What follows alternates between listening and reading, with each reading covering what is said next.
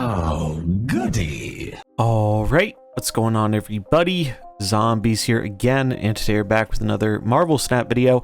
So in this one, I just wanted to go through the October spotlights and talk a little bit about which cards I think are worth your resources for this month and kind of how I have it planned out.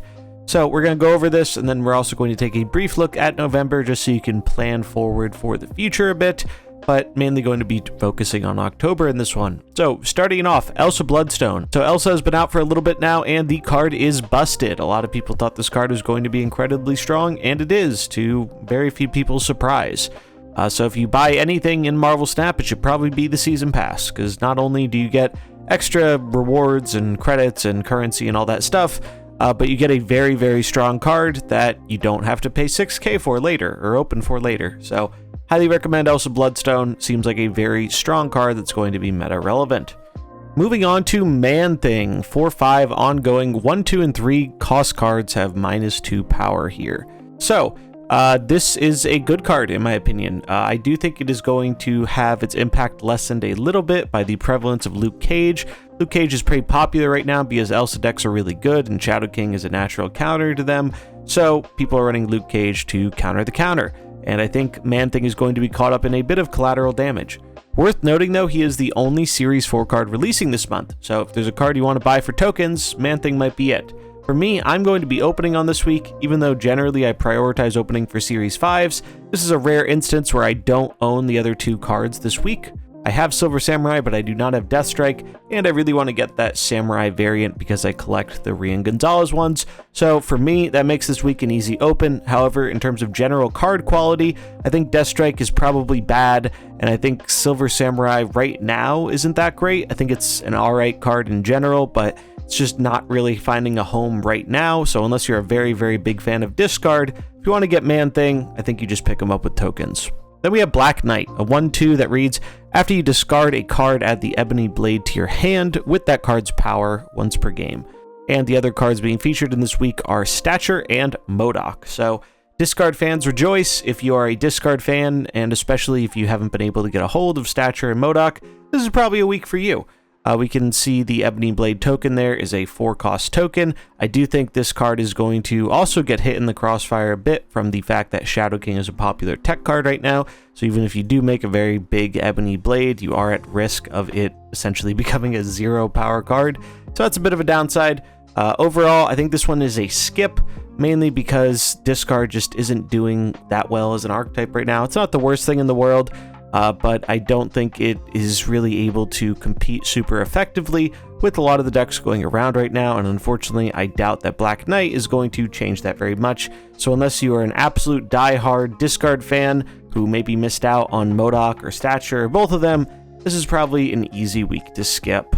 Then we have Nico Minoru. So 1/2 on reveal, after you play your next card, cast a spell. The spell changes each turn, and we can see the list of spells here on the left. A lot of interesting effects, making the next card you play a demon, destroying the next card, draw 2, moving a card around, giving a card a power boost, giving Nico a power boost, replacing a location, and getting a copy of the next card you play. So how Nico works is she will cycle through these abilities. You'll know which ability it is just by looking at the card in your hand. So I think Nico is a card that's incredibly hard to evaluate.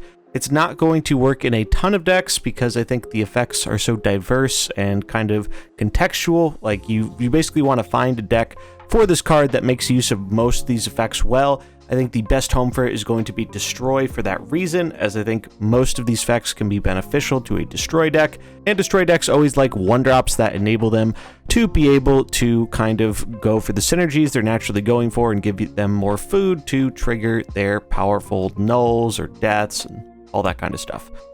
So I think Nico's more of a fun card than a good card, but it's possible she ends up being good.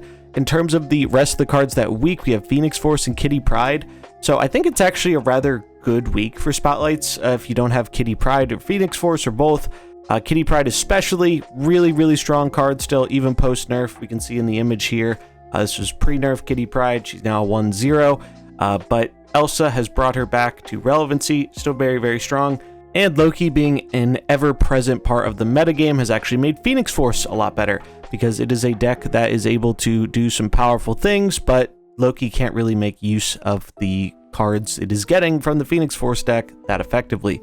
So in terms of card quality, I think this is a pretty decent week overall if you're missing at least 2 of these cards and you have an interest in Nico.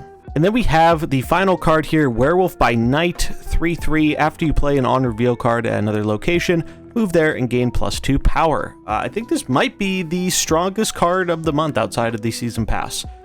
This card, it moves once, it's a 3/5.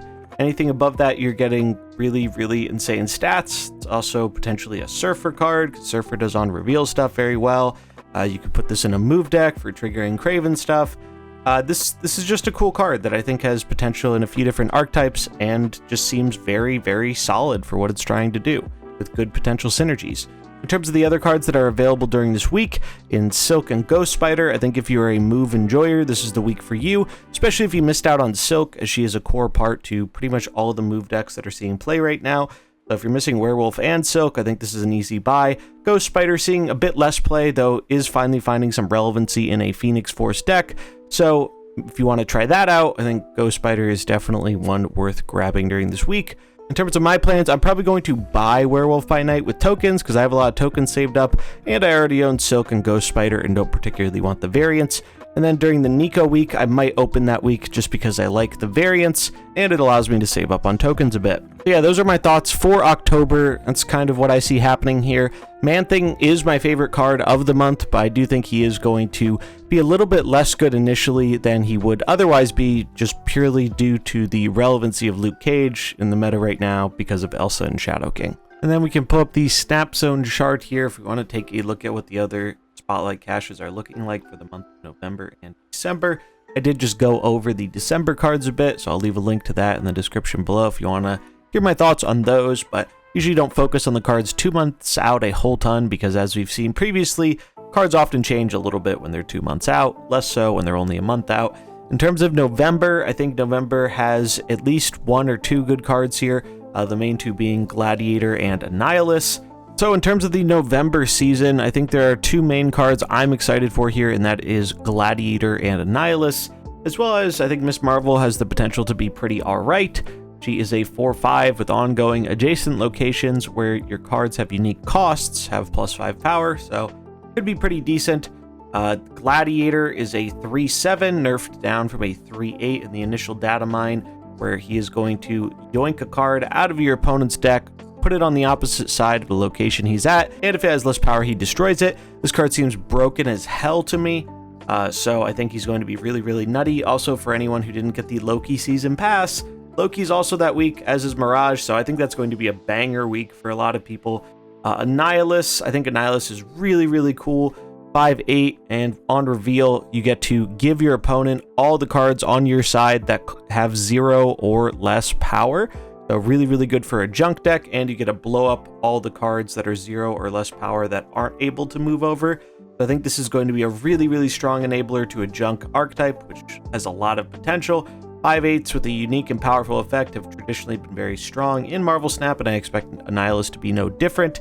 That week also has the X-23 and Dakin, Rian Gonzalez variants, so I'm probably going to be pulling on that week because I like to collect her variants and I want Annihilus. And then Martyr was another card that was changed from a 2/6 to a 1/4, and she has the text of, at the end of the game, moves to a location that loses you the game if possible. So in Inverse Captain Marvel, I think this might have been better as a 2/6 than a 1/4. Maybe this sees play in a Shuri deck where you basically zero it, kind of like a Titania or an Ebony Maw kind of thing.